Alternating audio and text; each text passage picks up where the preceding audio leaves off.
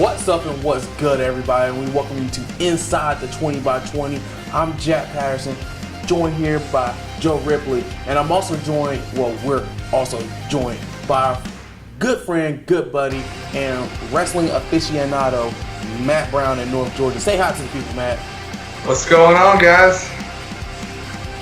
It's all good. It's all good. It's all good. It's all good.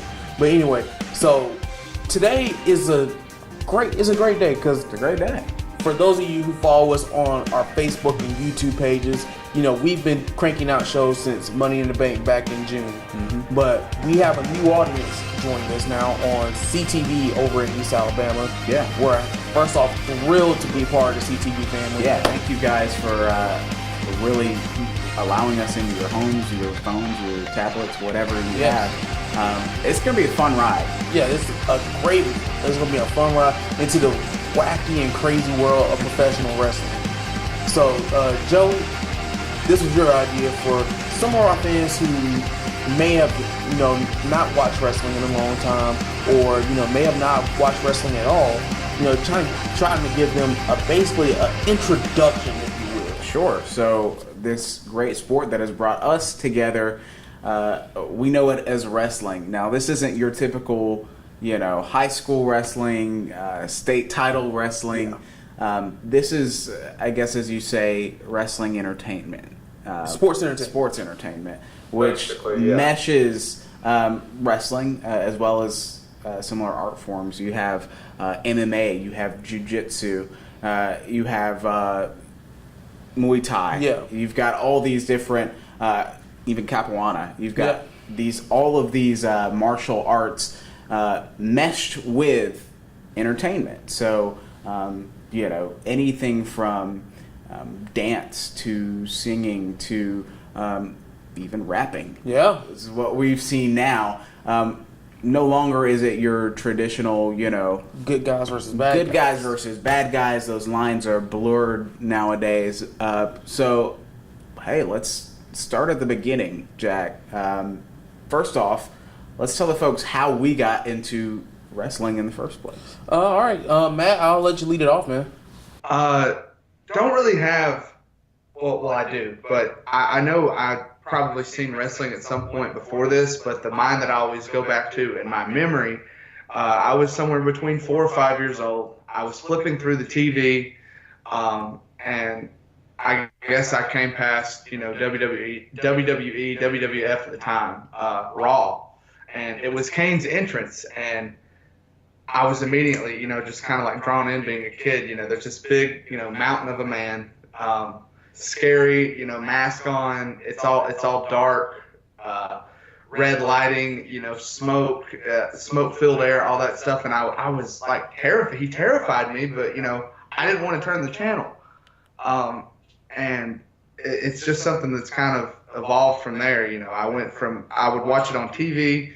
I would go to my local video store, rent any wrestling video that was there that I had or had not seen. I would rewatch stuff, and it's just kind of evolved from being a kid, and it's something that, I never really grew out of. I just became a bigger fan of, and my fandom has grown to the point where now, I'm wanting to discuss it on television with you guys and an audience. So, yeah, it's something I love and I'm really passionate about. Joe Styles? Hey, I was a little bit older than Matt when I first got into to wrestling, but I was about 12, 13 years old, and was watching Raw, which I think pretty much got us all into wrestling. I speak for all of us here, but just the characters, like Matt said. You have these larger-than-life characters. You've got the sports entertainment. For me, I was drawn to the technical ability of wrestling. I was drawn to these promos that these wrestlers cut, which is when they go on the mic and talk trash to each other. And as a teenage boy, what don't you love about that? So I think for me, it was definitely John Cena, the first wrestler I really kind of was drawn to at the time, and really held his own in different feuds or different bouts with Edge, Kurt Angle, Randy Orton, it was during that time that, you know, these prominent wrestlers of the day really spoke to me as a guy who wanted to let out that ruthless aggression in a safe, family-friendly way, of course. But wrestling was my avenue into that. So, all right. For me, it'll always go back. I'm pretty sure I watched wrestling before this, but it'll always go back for me to the 2000 Royal Rumble, which is the big January pay-per-view. A lot of people in the wrestling industry marks it as the start of the road to WrestleMania. The 2000 Royal Rumble was held in Madison Square Garden in New York City. And this was back before the days of cable boxes. And 7-year-old me was flipping through the channels, and just so happened it was fuzzy, but I could still watch it. It was still watchable. And I was able to see the 2000 Royal Rumble.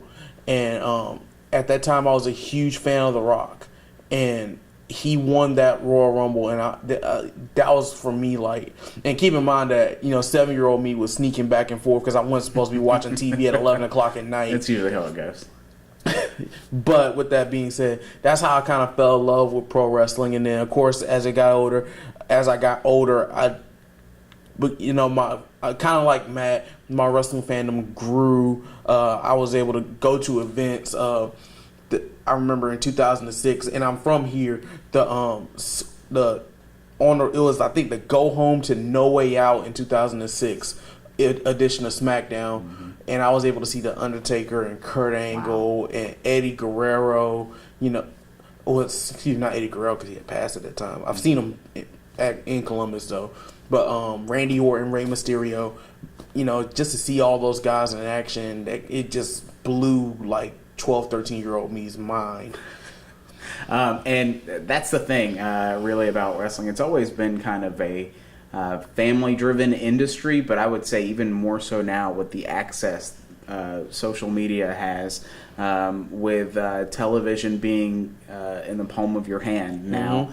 I think wrestling has really become more of a, I guess, family-focused form of sports entertainment. Yeah. It's not like how it was, say, late 1990s, 2000, which we call the Attitude Era of WWF, and really WCW as well. Many people who grew up in that era know the popularity of wrestling back during that time. It's not like that anymore. You're not going to see, you know, scantily clad women. You're not going to, in fact, the treatment of women has changed dramatically, you know, in the 15 years. Yeah, it's probably one of the biggest differences in the, 30-plus year career of the WWE now. But a lot of what you're saying, Jack, is that, you know, wrestling has evolved with the times. I mean, it has. You know, there's something for everyone, which is, you know, why we're so passionate about getting people, you know, interested. Yeah. Because what we like, you guys may not. What you like, we may not. But the one, I guess, common thread is wrestling. Yeah, it's the love of professional wrestling. And, you know, nowadays, you know, back then we thought, you know, it's just WWE and WCW. Mm-hmm. Nowadays, WWE is the number one promotion in North America, well, the world. But you have so many promotions, not just in North America, but around the world. You have New Japan Pro Wrestling, which is thriving promotions. Ring of Honor, which is thriving. You have Impact. Global Force Wrestling, formerly known as TNA, that is doing doing better than what it was. Mm-hmm. And then you have, you have promotions in the UK like ICW and WCP, Progress, WCPW, Evolve. You have other promotions in the US like PWG, and you still have some NWA places out as well. But it's so broad nowadays, mm-hmm. and you have access to all of that wrestling, and you could easily say, well, isn't wrestling just wrestling no matter where it is? You would think that, but honestly, it's really not. It's different regions do wrestling in different ways. Right. So as far as wrestling goes, I mean, you typically have your faces and your heels. Your good guys as faces, your bad guys as heels. They typically do battle. The winner of that then kind of gets a leg up on the competition, ultimately hoping to become champion. Yep. Matt, you want to run down the current champions we have in WWE right now? Oh, man, that would require me to. It's a little bit of memory here. So that's okay. You have Jinder Mahal as your WWE champion. You have Brock Lesnar as your WWE Universal champion. Your Intercontinental champion is still The Miz, right? Yeah, that's The Miz, correct? Yes. Then you have AJ is the U.S. champ, and then let's see, tag titles. That's SmackDown. That's New Day. Let's see, Raw tag champs. That is Sheamus and Cesaro. Then your two women's champions. Raw, you have Alexa Bliss, and SmackDown, you have Naomi. Dead on the money. Just give a quick breakdown on And the Cruiserweight. Oh, and the Cruiserweight champion, which is Neville. Oh, yeah, well, whoops. It's all good. That's Neville. And if we're even gonna go down that route, you also got WWE's quote unquote developmental territory NXT. Some of you who watched WWE in the late 2000s, early 2010s may recognize NXT as that reality show that took the place of ECW on Sci-Fi. Right. It's now a developmental territory. Formerly FCW. Formerly Florida Championship Wrestling is now a developmental territory that airs weekly on the WWE Network and has several pay-per-view events throughout the year, including one that's getting ready to come up in about 3 weeks in Brooklyn, NXT TakeOver Brooklyn 3.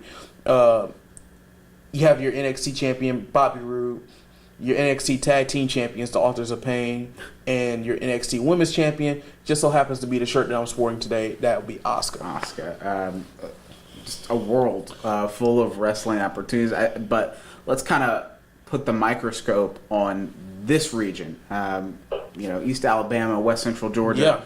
Yeah. This is a really hotbed of sports entertainment.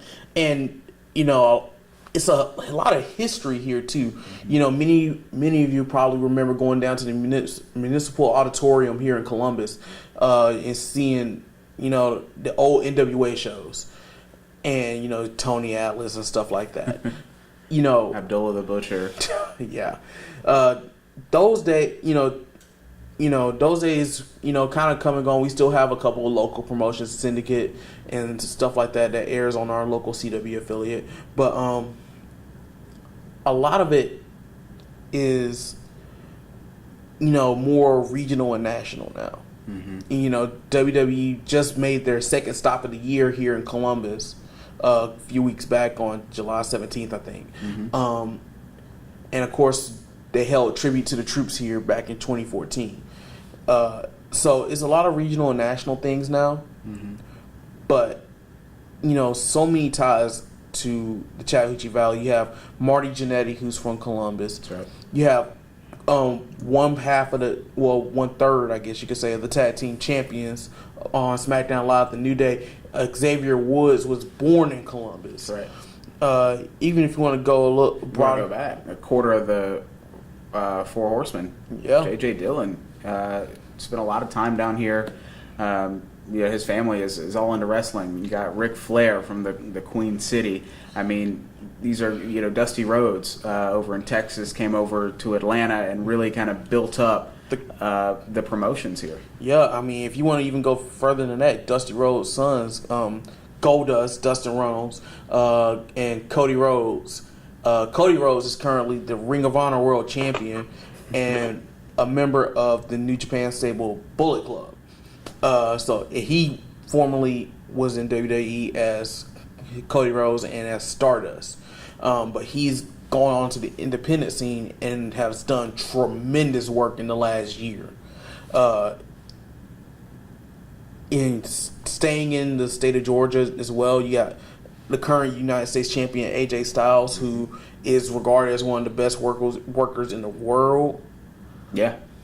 If not one of the best of all time. Exactly. So he got his start in my neck of the woods, actually. NWA or no. It first was called NCW, and then it went to like NWA or just Wild Side. I can't remember what they called it, but I remember watching him wrestle as a kid, going to that. You know, when he was just getting started. You know, he's from Gainesville, and I live in Cornelia, and that's where the promotion that I'm speaking of, the little independent promotion, still exists. That's where he got his start. So it's for me, like seeing AJ, you know, being as successful as he's been, you know, that's pretty sweet to see for me. Yes, for me. Too sweet. It's too sweet.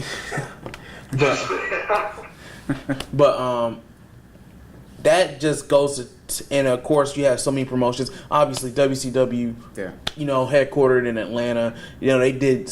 I've been to several. As a kid, I went to several WCW shows. We forgot to mention the Lucha, the World of Lucha, AAA. Oh crap! Lucha Underground. A lot of. There's just so many different styles of wrestling.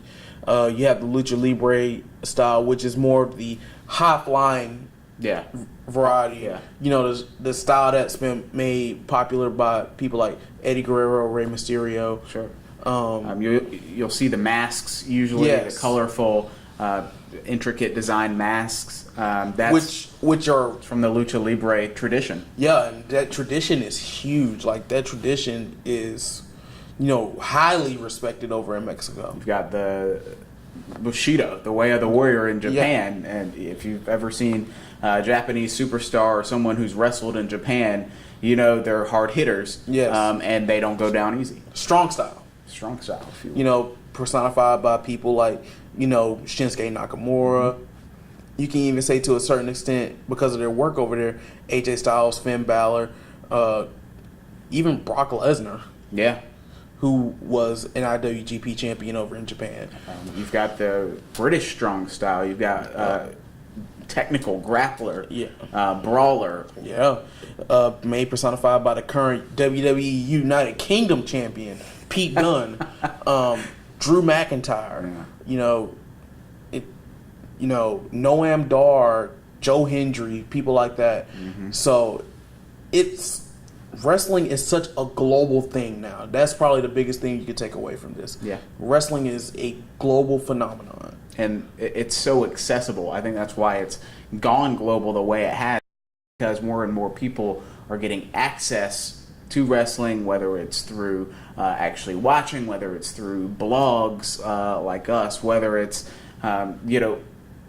pictures, going to live events and just posting on social media, posting videos, GIFs, whatever you want to call them, or commentary. Everybody is kind of adding to this pot of wrestling as a global playground. Yeah, and I mean, and truthfully, when you go to wrestling, most wrestling fans, it's like a family atmosphere. Yeah. It's a bond. Thousands of your closest friends and family. Yeah.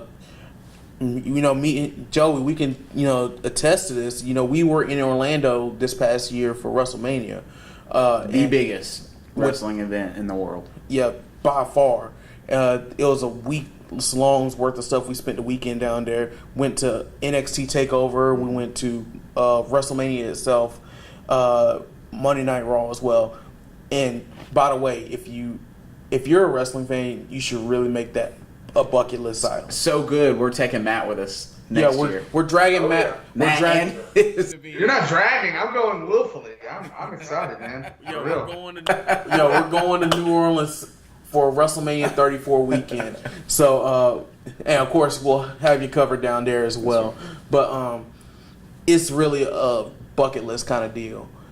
And the one thing I take away from all that is no matter who you cheer for, no matter, where you come from, because WrestleMania weekend is also like a melting pot because you have so many people coming from so many different places. You're talking about all 50 states represented. You're talking about 20 plus countries. At least, yeah. All the promotions, too. Exactly. Converge in this one spot. Ring of Honor has one of their biggest shows of the year there. The ACPW does shows there. I think Progress did a show down there. Yeah. I think like there's so many promotions doing shows down there, and not only that, you have fan events like WrestleMania Access and WrestleCon, and so many different things, and like everybody is just having a great time. And guys, I mean, I don't know about you, but this first episode has me excited for more. I mean, if you can't wait until our next episode, you can always check us out on social media. Yes, you definitely can. You can follow him at JRip12. You can follow me at Jack Patterson TV. I put Matt's face on the screen right now. And you can follow him at Lookout for Tank on Twitter. You can also follow our show pages. We're on Facebook, Twitter, and YouTube.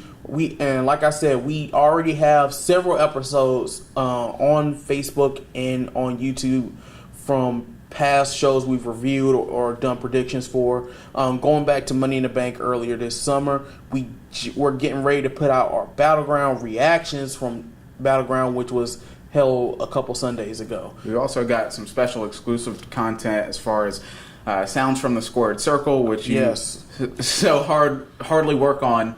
I say that in a good way. I really need to get the July one out because it's July 30th when we're recording this. So I will get that out. We've got the most diligent, dedicated guys who will really strive to bring you the best when it comes to wrestling. I mean, you don't have a better group. So stay with us. Yeah, stay with us, follow us, interact with us. Yeah, we'd love to hear from you. Comments, questions. No question is dumb. No comment is, above us. We, like you, are curious about wrestling. We want to hear from you, hear your input. If you have something you'd like us to talk about, we're all for it. Yeah, if you have a show idea about, talk about this. Obviously, we have some more shows coming up. We're also getting close to SummerSlam weekend, which will be in Brooklyn the weekend of August 20th. We have NXT TakeOver Brooklyn 3, and we'll have SummerSlam, both predictions and reactions coming later this month. Until then, for Matt, for Joey, Jack, for our Facebook and YouTube viewers, thanks for always supporting us. And for our CTV viewers, welcome to the Inside 20 by 20 family. We hope you stick with us, and we'll see you guys next time.